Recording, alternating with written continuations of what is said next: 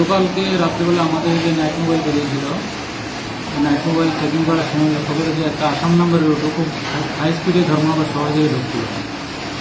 তো আমাদের night mobile সেটাকে আটকানোর চেষ্টা করি। তো প্রথমে একটা সিগন্যাল ভায়োলেট করে পালানোর চেষ্টা করছিল। বেশ করে আমাদের নাইট মোবাইল ওটাকে আটক করে, এবং আটক করার সময় এখান থেকে 4-5 জন লোক পালিয়ে যায়। আমাদের মোবাইল পার্টি একজনকে ডিটেইন করতে পেরেছে, যার নাম কবিরুদ্দিন।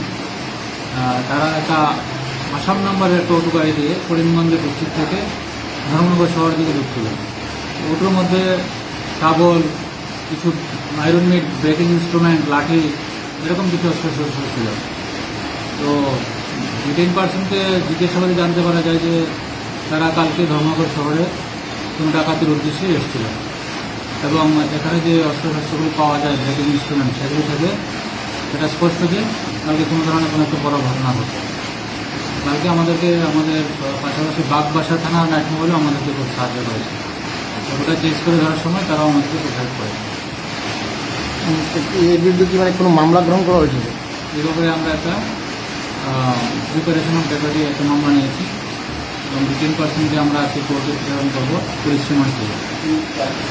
এদের সঙ্গে কজন আজর ছিল বলে আপনি জানতে পেরেছেন? ওকে প্রাথমিক জিজ্ঞাসাবাদে ও আরও 2-3 জনের নাম বলেছে, যেগুলি আমরা এখন তদন্তের স্বার্থে বলবো না, বাকি ইনভেস্টিগেশন দেখা যাবে।